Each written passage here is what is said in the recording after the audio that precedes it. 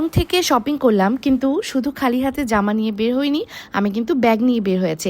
আসসালামু আলাইকুম এভরিওয়ান, আজকে শেয়ার করব কোথায় গেলাম, কি শপিং করলাম। আবার প্রথমে চলে গিয়েছিলাম সীমান্ত সম্ভারে, আর আমার চেহারা দেখে আপনারা আন্দাজ করতে পারছেন যে ওখানে গিয়ে কি অবস্থা হয়েছে। আমি বেশ কিছুদিন যাবতই ঘোরাঘুরি করছি, কিন্তু নিজের জন্য এখনো পারফেক্ট কিছু কিনতে পাচ্ছি না।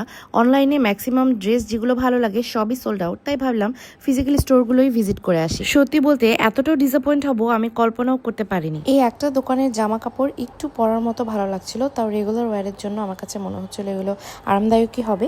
তারপরও আমি প্রাইসটা দেখতে পারিনি, কোথাও ট্যাগ লাগানো ছিল না, সবাই ইফতার রেডি করার জন্য বিজি। অনলাইনে এত সুন্দর সুন্দর সব চাকচিক্যতা দেখে আমি এদের আউটলেটগুলো ভিজিট করে এত হতাশ হয়েছি। আমি জানি না, আপনারা আমাকে একটু কমেন্টে জানাবেন যে আপনাদেরও একই অবস্থা কিনা, নাকি ঈদের জন্যই শুধুমাত্র ওরা এরকম আবল তাবল ড্রেস তুলে রেখেছে। এই সব আউটলেটগুলোর অনলাইন পেজ আপনাদের মোটামুটি সবারই জানা, কিন্তু ড্রেসের কোয়ালিটি দেখে লাগছিল যে সব গুলিস্তান থেকে শুধুমাত্র অর্গানজা ম্যাটেরিয়ালের কিছু থ্রি পিস এনে তুলে রাখছে। ইফতারের সময় হয়ে গিয়েছিল জন্য বসুন্ধরা সিটি চলে গেলাম, একদম সরাসরি ফুড কোর্টে যে ইফতার করব।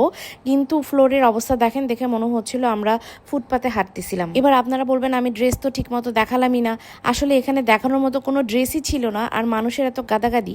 অবশেষে আমি এখান থেকে আক্ষেপ নিয়ে আড়ংয়ে ঢুকে গেলাম। আর আড়ংয়ে ঢুকে সেখানে তো জানেনি কি অবস্থা, মানুষের মারামারি লেগে গিয়েছে। আধা ঘন্টা সিরিয়ালে থেকে আমি ট্রায়াল রুমে ঢুকতে পেরেছি, আর আমি একদমই ট্রায়াল রুমে সময় নিইনি, জাস্ট আপনাদেরকে দেখানোর জন্য এই ড্রেসগুলো ভিডিও করেছি। আসলে সত্যি বলতে মানুষ কেন আড়ং থেকে কেনে আমি এখন বুঝতে পারছি। এই ড্রেসগুলোর দাম ছিল 4500 থেকে 4700 টাকার মধ্যে। সত্যি বলতে যেমন আরাম তেমন দেখতেও স্মার্ট লাগছিল।